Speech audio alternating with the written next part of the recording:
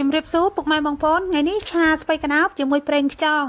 មុខម្ហូបនេះងាយស្រួលធ្វើតែមួយផ្លែតទេបានញ៉ាំឲ្យបងប្អូនព្រោះអីប្រហែលថ្ងៃនេះញ៉ាំតែសាច់ពេកចឹងហើយចង់ញ៉ាំបន្លែវិញម្ដងបងប្អូនវារៀងតលន់សាច់តលន់ត្រីចឹងណាក៏នឹកឃើញឆាស្ពៃក្តោបនេះខ្ញុំទិញស្ពៃក្តោបមួយនេះកន្លះគីឡូបងប្អូនអស់2500ឆាបានឡើងមួយចានតែម្ដងហើយមុននឹងយកមួយឆាហ្នឹងកាត់វាដុំធំមកហើយនេះខ្ញុំមានខ្ទឹមសខ្ទឹមក្រហមនិងម្ទេសស្រស់នេះបន្ទាប់មកទៀតនេះខ្ញុំចាក់ប្រេងសណ្តែកអីក្តៅហើយក៏យកខ្ទឹមសខ្ទឹមក្រហមហើយនិងម្ទេសស្រស់ហ្នឹងយកមកដាក់ឆាឲ្យឡើងក្រហមឈ្ងុយបន្តិចបងប្អូនខ្ទឹមសនេះខ្ញុំគ្រាន់តែដំតិចហើយបកសបកចេញឲ្យស្អាតឥឡូវនេះបានរៀងក្រហមឈ្ងុយហើយនេះខ្ញុំក៏ដាក់ជាមួយវីចេងដាក់ជាមួយទឹកស៊ីអ៊ីវបន្តិចឆាប្រេងខ្យងបងប្អូនយើងដាក់ទឹកស៊ីអ៊ីវចូលទៅឈ្ងុយហើយដាក់ជាមួយទឹកត្រីហើយបន្ទាប់មកទៀតនេះខ្ញុំដាក់ជាមួយអំបិលមីមួយកញ្ចប់បងប្អូនហើយក៏ចាក់អំបិលមីចូលហើយនេះខ្ញុំក៏ដាក់ជាមួយប្រេងខ្យងបន្តិចទៀតបងប្អូនប្រេងខ្យងយើងដាក់ឲ្យរៀងច្រើនបន្តិចទៅព្រោះឲ្យយើងឆាស្ពៃក្តោបប្រេងខ្យងណាហើយក៏បន្ថែមជាមួយស្ករត្នោតមួយស្ព្រាចុងស្ព្រាបងប្អូនស្ករត្នោតខ្មែរយើងបងប្អូនយកមកឆាហ្នឹងគឺឈ្ងុយតែម្ដងនេះខ្ញុំដាក់ស្ករត្នោតចូលហើយក៏ឆាគ្រឿងហ្នឹងឲ្យឡើងឈ្ងុយបន្តិចបន្ទាប់មកបាទនេះខ្ញុំយកស្ពៃក្តោបហ្នឹងមកចាក់ចូលតែម្ដងហើយស្ពៃក្តោបហ្នឹងមុននឹងយកមកឆានេះខ្ញុំលាងវា3 4ទឹកដែរបងប្អូនត្រាំវាចោលអស់ជាតិថ្នាំជាតិអីអញ្ចឹងណាហើយយើងលាងឲ្យស្អាតហើយដាក់សម្រស់ទឹកតិចទៅឥឡូវនេះយកមកឆាឲ្យបងប្អូនឆាជាមួយទឹកប្រេងខ្យងហ្នឹងឆ្ងាញ់ណាស់បងប្អូន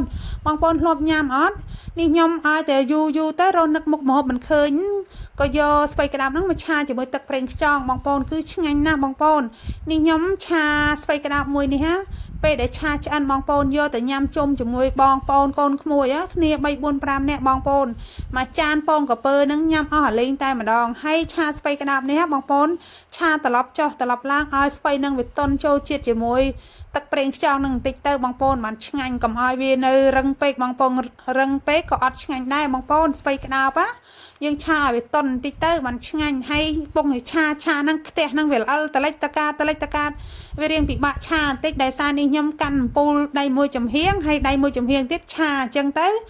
ដៃមួយចំហៀងធ្វើការដៃមួយចំហៀងកាន់អំពូលដល់អញ្ចឹងហើយវារៀងពិបាកបន្តិចឥឡូវនេះភ្លក់មើលបងប្អូនរសជាតិមកល្មមឆ្ងាញ់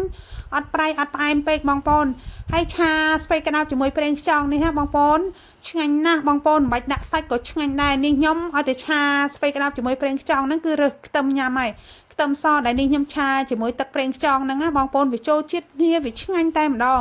ហើយញ៉ាំខ្ទឹមសឲ្យច្រើនចេះល្អណាស់បងប្អូនឥឡូវនេះឆ្អិនហើយនេះខ្ញុំក៏ដួសវាដាក់ចានឲ្យបងប្អូននិយាយវាឡើងឈ្ងុយបងប្អូនហើយគ្រាន់តែឆារួចណាក្មួយរបស់នាងខ្ញុំគាត់មកហៅនាងខ្ញុំថាឆារួចនៅនាងខ្ញុំក៏ឆារួចហ្នឹងក៏ថតមួយផ្លែតសិនទៅក៏យកទៅញ៉ាំជុំគ្នាទៅបងប្អូនហើយបងប្អូនមើលគួរចង់ញ៉ាំអត់ឆាស្ពៃក្តោបនេះឆ្ងាញ់មែនបងប្អូនកុំភ្លេចធ្វើញ៉ាំណាហើយវីដេអូរបស់នាងខ្ញុំក៏បានមកដល់ទីបញ្ចប់នាងខ្ញុំក៏សូមអរគុណសូមជម្រាបលា